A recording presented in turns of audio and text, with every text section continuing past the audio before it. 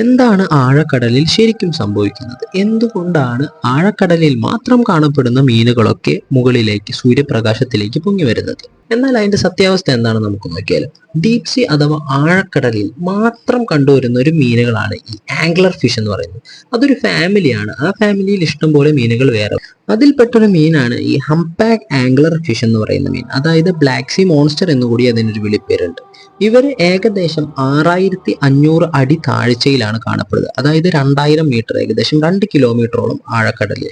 ഇവർ സൂര്യപ്രകാശത്തിലേക്ക് വരുന്നത് വളരെ അപൂർവമായ ഒരു കാഴ്ചയാണ്. ആഴക്കടലുകളിൽ ഗവേഷണങ്ങൾക്കും പരീക്ഷണങ്ങൾക്കും പരിമിതികൾ ഉള്ളതുകൊണ്ട് തന്നെ ശാസ്ത്രജ്ഞന്മാർ ഇത് ഇങ്ങനെ വരാൻ ഒരു 1000 കാരണങ്ങൾ ഉണ്ടാവുമെന്നാണ് പറയുന്നത്. എന്നാൽ 3 കാരണങ്ങളാണ് പ്രധാനമായിട്ട് ഇത് വരാനായിട്ട് സാധ്യതയുള്ളത്. ഒന്നാമത്തെ കാരണം എന്താണെന്ന് വെച്ച് കഴിഞ്ഞാൽ അസുഖബാധിത, അല്ലെങ്കിൽ എന്തെങ്കിലും അസുഖം പറ്റിയിട്ട് അതിന് പരിക്കേറ്റതുകൊണ്ട്. രണ്ടാമത്തെ കാരണം എന്ന് പറയുന്നത്, അല്ലെങ്കിൽ എന്തെങ്കിലും പ്രിഡേറ്റർ, അതായത് എന്തെങ്കിലും ഇവരെ വേട്ടയാടുന്നുണ്ടെങ്കിൽ അതിൽ നിന്ന് രക്ഷപ്പെടാനായിട്ട് വരുന്നതായിരിക്കും. പക്ഷെ മൂന്നാമത്തെയാണ് ഏറ്റവും പ്രധാനപ്പെട്ട കാര്യം.